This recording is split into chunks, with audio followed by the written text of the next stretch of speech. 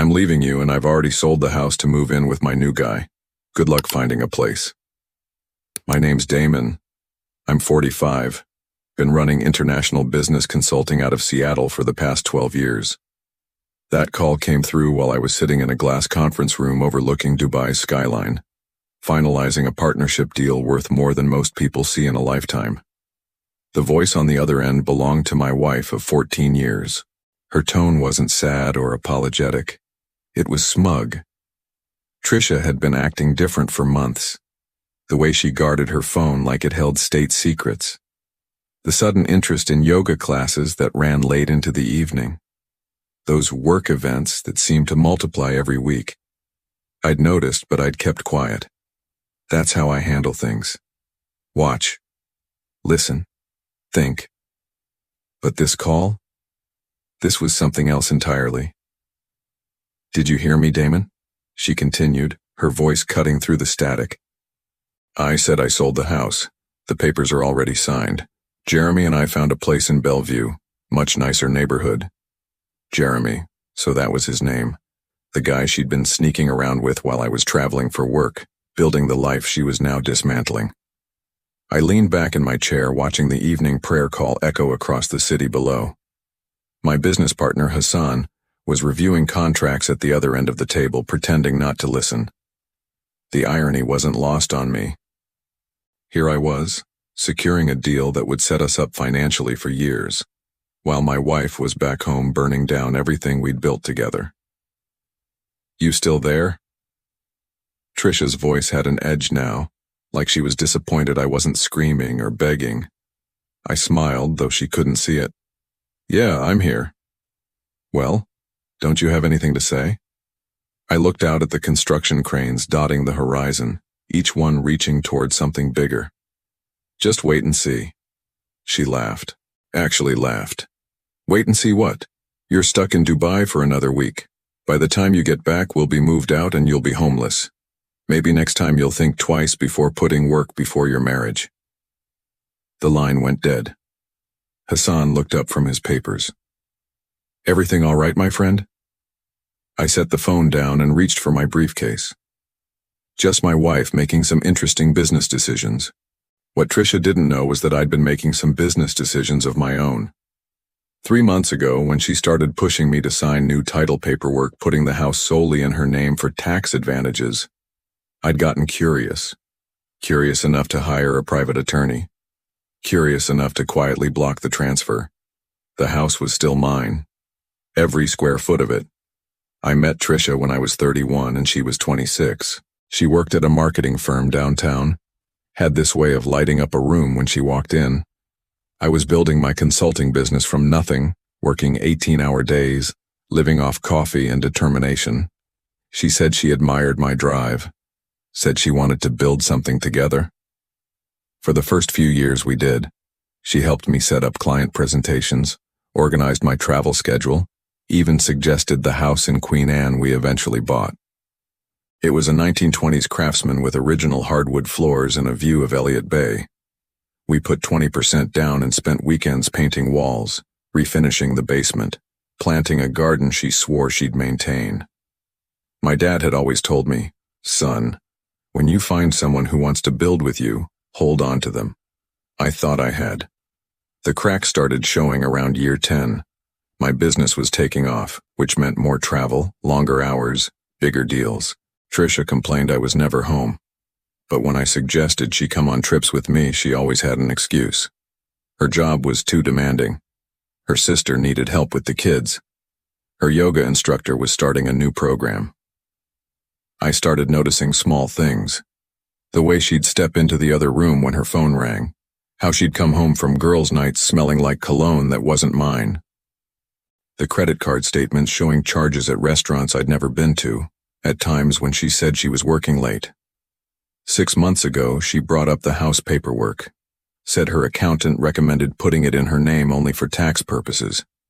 Something about protecting assets if my business ever got sued. It sounded reasonable, but something felt off. I'd built this business on reading people, on spotting the details that didn't add up. So I called my own attorney. Turned out there were no tax advantages to what she was proposing. If anything, it would have complicated our finances. When I told Trisha I needed more time to review the paperwork, she got angry. Said I didn't trust her. Said after 14 years, I should be able to sign a simple document without questioning her motives. That's when I knew for certain something was wrong. I had my attorney quietly block the title transfer while I was traveling. If Trisha was planning something, I wasn't going to make it easy for her. I'd learned a long time ago that in business you verify everything. Apparently marriage wasn't much different. The warning signs had been there for months. I just hadn't wanted to see them. The late-night texts she'd quickly hide. The new clothes that seemed designed to impress someone who wasn't me. The way she'd started talking about fresh starts and new possibilities. I should have confronted her earlier. Instead, I did what I always do. I watched, waited, and prepared for whatever was coming. Hassan and I wrapped up the Dubai meeting 3 hours after Trisha's call. The partnership was solid, contracts signed, hands shaken. Under normal circumstances, I would have been celebrating. Instead, I found myself sitting alone in my hotel room at midnight, staring at my phone. I called my attorney back in Seattle. James Morrison had been handling my business legal work for 5 years, and when I'd asked him to quietly review the house situation 3 months ago, he'd been thorough, professional, discreet. "Damon," he answered on the second ring. "I heard from my contact at the title company. Your wife attempted to complete a sale today. She forged your signature on the transfer documents." I felt something cold settle in my chest. Not surprise, exactly. More like confirmation of something I'd been trying not to believe. "How much?" I asked. $420,000. The buyers are legitimate. They have no idea the seller doesn't actually own the property. I walked to the window overlooking the Persian Gulf. Below, the city hummed with late-night energy, construction lights blinking like stars. Here was a place built on calculated risks, on understanding that every deal has multiple layers. You succeed by staying 3 steps ahead of the people trying to outsmart you. What are my options? I've already filed a fraud claim with the police. The sale can't proceed without your signature, and the buyer's earnest money is being held in escrow. If your wife tries to complete the transaction, she'll be committing federal wire fraud. I sat down heavily on the hotel bed. 14 years. We'd weathered my mother's death, her father's drinking problem, 3 job changes, and 2 miscarriages. Through all of it, I'd believed we were partners, that we were building something together. Instead, she'd been planning my destruction while I was working to secure our future. "There's something else," James continued. "I ran a background check on Jeremy Patterson. He's been married twice before. Both divorces involved allegations of financial manipulation. He's currently $43,000 behind on child support." I closed my eyes. Trisha had always been smart, but she'd never been careful. She fell for smooth talkers, believed in shortcuts, trusted people who told her what she wanted to hear. I'd thought my steadiness balanced her impulsiveness. Apparently, she'd seen it as an obstacle to remove. "James, I need you to do something for me." "Name it." "Change the locks on the house tomorrow morning, then file for divorce. I want full documentation of the attempted fraud included in the filing. Consider it done." After I hung up, I sat in the darkness for a long time. The betrayal hurt, but not the way I'd expected. What hurt was the calculation behind it. The months of planning while she kissed me goodbye at the airport. The way she'd smiled when I'd called to check in from business trips, knowing she was setting up my destruction. But she'd made one critical mistake. She'd underestimated who she was dealing with. My flight landed at Seattle-Tacoma International at 6:30 in the evening, 2 days after Trisha's call. I'd cut the Dubai trip short, telling Hassan I had a family emergency that required immediate attention. He'd understood. In his culture, family obligations came first, even when family was trying to destroy you. The drive from the airport to Queen Anne took 45 minutes in traffic. I spent the time thinking about what I might find when I got home. Would Trisha still be there, packing her things? Would the house be empty, cleaned out like our bank accounts probably were? Or would she be brazen enough to act like nothing had happened, Like the call from Dubai was some kind of joke? I pulled into our driveway at 7:20. Her car was there, along with a blue Toyota Camry I didn't recognize. Through the living room window, I could see movement. Boxes stacked by the front door. Trisha moving back and forth between rooms, carrying things I'd helped her choose over the years. I sat in my truck for a few minutes, engine off, watching her pack up our life. She looked different somehow. Lighter. Like she was finally free to be whoever she'd been pretending not to be for the past 14 years. The front door was still using the same locks. She hadn't expected me back this soon. I walked in like I owned the place.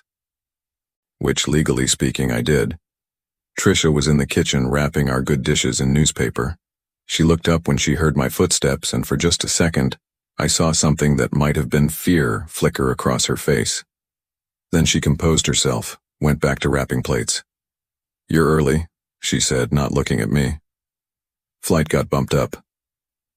A man appeared in the doorway between the kitchen and dining room. Jeremy, I assumed. He was younger than I'd expected, maybe 38, with the kind of practice smile that probably worked well at car dealerships and singles bars. He was wearing my University of Washington sweatshirt. "Jeremy Patterson," he said, extending his hand like we were meeting at a networking event. "Trisha's told me a lot about you." I looked at his hand but didn't take it. "I'm sure she has." Trisha set down the plate she was wrapping. "Damon, this doesn't have to be ugly. The sale is already in motion. The buyers are excited, they're moving from California, they have kids who need to start school. Just sign the papers and everyone can move on with their lives." "What papers?" She gestured toward the dining room table. A manila folder sat next to a pen, everything arranged like she was closing a business deal, which I supposed she was. I walked over and opened the folder.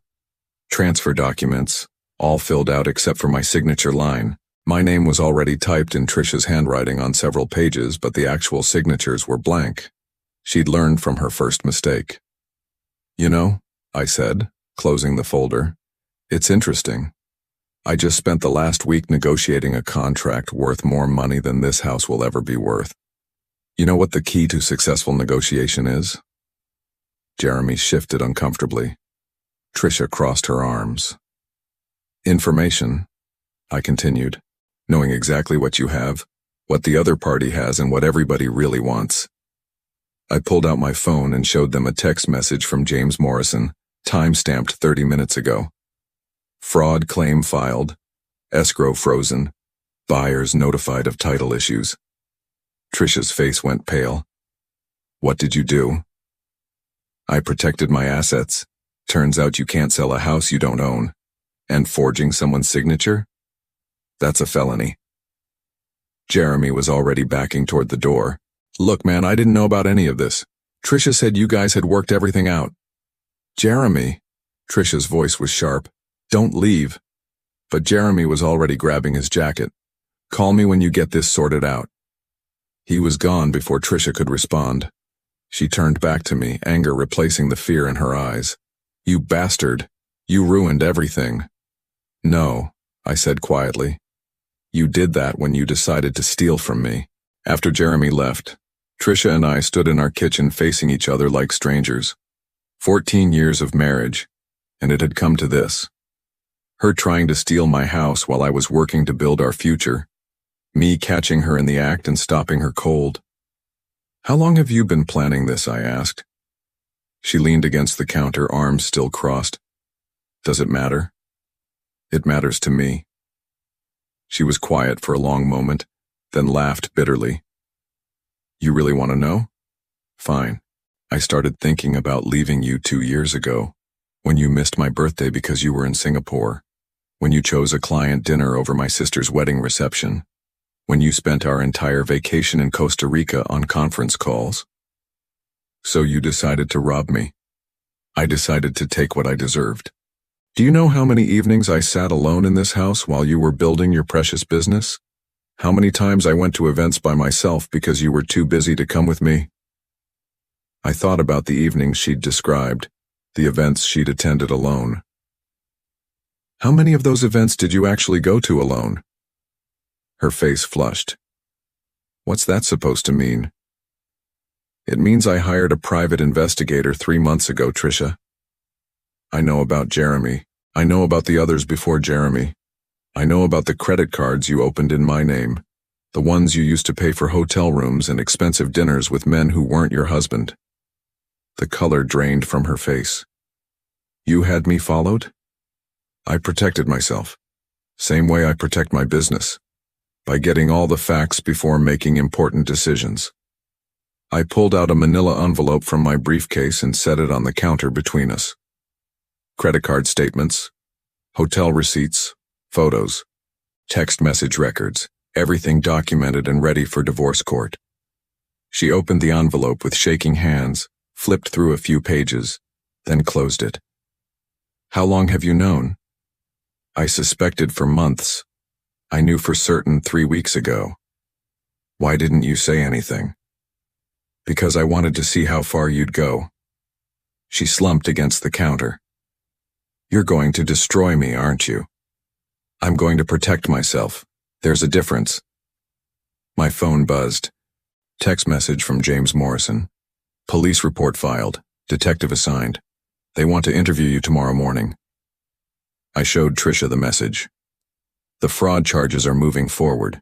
You forged my signature on legal documents to steal $400,000. That's serious jail time. Damon, please. Her voice was different now, smaller. I made mistakes, but we can work this out. I'll call off the sale. Jeremy and I will find another place. We can get divorced quietly, split things fairly. There's nothing left to split fairly. You tried to steal everything. The house is half mine. I lived here for 10 years. Actually, it's not. I pulled out another document from my briefcase. According to Washington state law, property acquired through fraudulent means can't be claimed in divorce proceedings. Since you tried to steal the house, you have no legal claim to it. She stared at the legal paperwork like it was written in a foreign language. That can't be right. James Morrison is very thorough. He's also very expensive. But then, I can afford very expensive attorneys. Tricia looked around the kitchen, at the house she'd tried to steal, at the life she'd tried to destroy. What happens now? Now you pack your things and leave. Tonight. Before the police come looking for you. And if I don't? Then you'll be arrested for breaking and entering. This is my house, Tricia. You're no longer welcome here. Tricia left that night with 3 suitcases and a cardboard box of personal items. She didn't say goodbye, didn't apologize, didn't ask for a second chance. She just loaded her car and drove away, leaving behind 14 years of marriage like it was a rental agreement she'd decided not to renew. I changed the locks the next morning. James Morrison met me at the house at 8 a.m. with a locksmith and a security company technician. By 10 a.m., the house had new deadbolts, a new security system, and cameras monitoring every entrance. If Tricia tried to come back, I'd know about it immediately. The police interview went exactly as James had predicted. Detective Susan Walsh was professional, thorough, and clearly unimpressed with attempted real estate fraud. She took my statement, reviewed the evidence James had compiled, and assured me that charges would be filed within the week. Cases like this are usually pretty straightforward, she told me as we wrapped up. Your wife forged your signature on legal documents to sell property she didn't own. The evidence is clear. The intent is obvious. Unless she has a very good attorney, she's looking at 2 to 5 years. What about the man she was planning to move in with? Jeremy Patterson? We've had our eye on him for a while. This isn't his first time being involved in financial schemes. If we can prove he knew about the fraud, he'll be charged as an accomplice. I spent the rest of the morning in James Morrison's office, reviewing divorce paperwork and asset protection strategies. The private investigator's report was comprehensive. Tricia had been having affairs for over 2 years, had opened credit cards in my name without my knowledge, and had been systematically moving money from our joint accounts into personal accounts I'd never known existed. The good news, James explained, is that Washington is a community property state, but fraud changes everything. Since she tried to steal marital assets, the court will likely award you the majority of everything, including full ownership of the house. What about her claims that she deserves half because she lived there? She forfeited those claims when she committed fraud. A judge isn't going to reward criminal behavior with a financial settlement. By Friday afternoon, the pieces were falling into place. The buyers of our house had been informed about the title issues and were working with their attorney to recover their earnest money. Tricia had been served with divorce papers and was apparently staying in a motel near the airport. Jeremy Patterson had stopped returning her calls once he realized the police were involved. I was sitting in my home office, reviewing client files for the first time since Dubai, when my phone rang. Tricia's number. "Damon, we need to talk." "I don't think we do." "Please, I'm at a coffee shop on Pine Street. Just give me 10 minutes. Against my better judgment, I agreed. She looked different when I walked into the coffee shop. Tired. Older. The confidence she'd had when she called me in Dubai was gone, replaced by something that looked like desperation. "I'm sorry," she said as soon as I sat down. "I know that doesn't fix anything, but I needed to say it." "Okay." "Jeremy's gone. He said the legal problems were too complicated. Turns out he's not much for standing by people when things get difficult." I didn't respond. "I know you'll never forgive me. I just want you to know that I never meant for it to go this far. I was angry, and I made stupid decisions. You tried to steal my house, Tricia. While I was working to build our future, you were planning to destroy it. That's not a stupid decision. That's calculated betrayal." She started crying then, quiet tears that didn't change anything. "The divorce will be final in 6 months," I told her. "Don't contact me again." I left her sitting there and drove home to my house. The call came on a Tuesday morning in November, 6 months after I'd returned from Dubai to find Tricia trying to steal my life.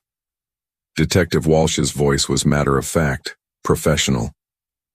"Mr. Ellison, I wanted to let you know that Tricia Ellison and Jeremy Patterson were arrested this morning. Grand theft, wire fraud, and conspiracy charges. The district attorney's office will be in touch about testifying at trial."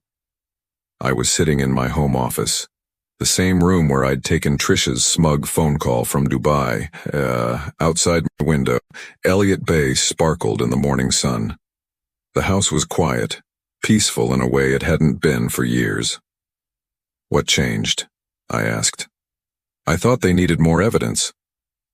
"Patterson got greedy. Turns out your wife wasn't his first partner in this kind of scheme. He tried to run the same con on 2 other women, and one of them recorded their conversations. When we played those recordings for your wife, she decided to cooperate fully." The irony wasn't lost on me. Tricia had thrown away our marriage for a man who was running the same scam on multiple women simultaneously.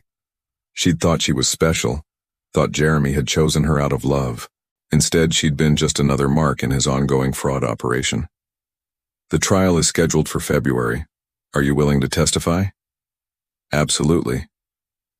After I hung up, I walked through the house Tricia had tried to steal, the living room where we'd watched movies on weekend evenings, the kitchen where she'd cooked elaborate dinners for my business partners, the bedroom where she'd lain next to me while planning my destruction. The divorce had been finalized in October. James Morrison had been right about the judge's reaction to fraud. I'd retained full ownership of the house, the business, and most of our shared assets. Tricia had walked away with her personal belongings and a criminal record. I'd heard through mutual friends that she was working at a department store in Spokane, living in a studio apartment, trying to rebuild a life she'd destroyed with her own greed. Jeremy Patterson, according to Detective Walsh, was facing federal charges in 3 states for similar schemes. The phone rang again, Hassan calling from Dubai. "My friend, I have good news. The partnership is expanding. We want to open a West Coast office and we want you to run it." I looked out at the city I'd built my life in, at the water that had always calmed me, at the future I'd almost lost to someone who'd never understood what we had. "I'm interested. Tell me more." Spring came early to Seattle that year. By March, the cherry trees along the waterfront were blooming and I was spending my mornings on the deck Tricia and I had built together, drinking coffee and planning the expansion of my business into new markets. The trial had ended in February with guilty verdicts for both Tricia and Jeremy. She received 18 months in minimum security prison. He got 5 years in federal custody. Justice served. Chapter closed. I'd been dating someone new for the past month.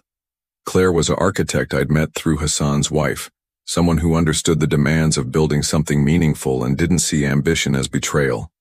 She was coming over for dinner tonight, bringing takeout from the Thai place downtown and blueprints for a renovation project she wanted my opinion on. The house felt different now. Lighter. I'd repainted the bedroom, bought new furniture for the living room, installed better lighting in the kitchen. It was still the same structure, but it felt like mine in a way it never had when I'd shared it with someone who'd been planning to steal it. My business was thriving. The Dubai partnership had led to contracts across the Middle East and Asia. I was making more money than I'd ever imagined. But more importantly, I was working with people who understood loyalty, who viewed partnerships as something to build rather than exploit. I'd learned something important through all of this. Trust wasn't about blind faith. It was about choosing people who'd earned the right to your confidence. People who wanted to build with you rather than tear you down. As the sun set over Elliott Bay, I realized I was happier alone in a house I owned completely than I'd ever been sharing it with someone who'd been planning to take it from me. The betrayal had cost Trisha everything. It had given me back my life. Sometimes the best revenge is simply refusing to be destroyed.